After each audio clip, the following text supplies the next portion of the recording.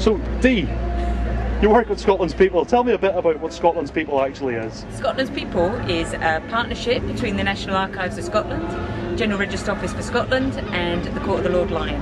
So we have all of their records that have been digitised. So we have births, deaths, marriages, census records up to 1901, the old parish registers from 1533 up to 1854, and we've got the wills and testaments. I've said that wrong. No, you haven't. It's the wills and testaments. They've been digitised, haven't they? They're available as well. Yeah. But the records We've also got the coats of arms. And the coats of arms from the Lord Lion. Yeah. I mean, you've got two ways of actually distributing this information, haven't you? You've got a website and the sender. Do you want to tell me a little bit about each? About how the subtle difference is online you can't see the modern day records. Now that's births less than 100 years, marriages less than 75 years, and deaths less than 50 years. So you can only see an index for those records, and even then for the marriages up to 1933 at the moment, you can't actually see any more modern marriages than that, any indexes at all. But one thing that is good online is that you can actually do a search for two people in a census record.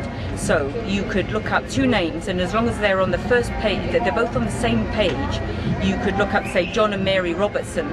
And for a common name like Robertson, it can make it just that much easier to maybe track down whether or not they're your correct ancestors. But if John and Mary are over on one page and then the wife is on the other page, it won't help.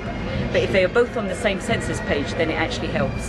So if my great Aunt Annie Smith, is living somewhere in Glasgow and she's got a husband called Ebenezer on Quidzin. Yeah, yes. Basically.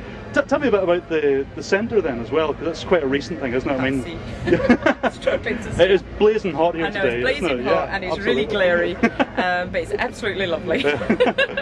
Anyway, the centre. Tell me a bit about the centre. The centre opened in January. Well, we opened in August last year with just a shop and free taster sessions for 36 people.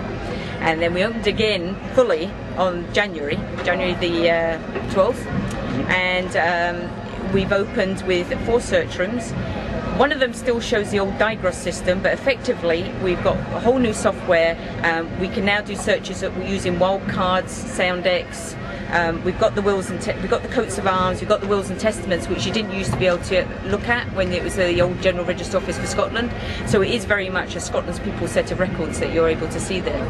Fantastic. And you've got some sort of exciting new things on the way fairly soon. Can you share anything yet on that? Or online? Yeah. We're hoping to launch the Catholic registers, Scottish Catholic registers, I should add, in October. That's yet to be agreed, and we're hoping to do a big launch. Valuation rolls, they're hopefully 2010, Kirk Session records hopefully 2010. So the record sets that are being added are the Catholics, and generally it's the National Archives of Scotland that are still busy digitising extra record sets to help genealogists. So there's no stopping you really, you just seem to be sort of finding new stuff to digitise and throw online. Yes. Fantastic, okay. Tell me, the Scotland's People Centre, if I wanted to go there, when is it open and how much does it cost and all of that to go in, yeah? Well, we're only open Monday to Friday, 9 till 4:30. You've got introductory taster sessions from 10 till 12 o'clock and from 2 till 4. You can't pre-book, you just turn up. There's 36 search places normally.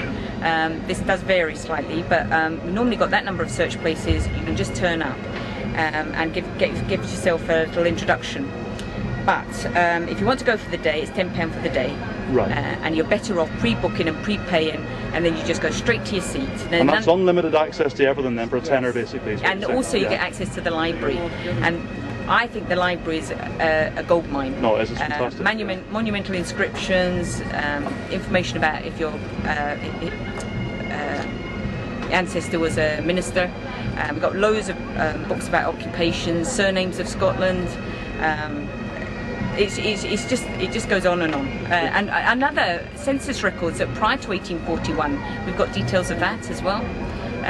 Small censuses that were done around Scotland that generally just a list of names, but it still might help you. And we don't want to get too parochial. You've got like English indexes on microfilm, and you've got Northern Irish indexes, haven't you, as well, and things like that. Yes. So there's a wealth of stuff you can look up at the centre. Fantastic. And the website, what's the website for if you wanted to do your research online? www.scotlandspeople.gov.uk.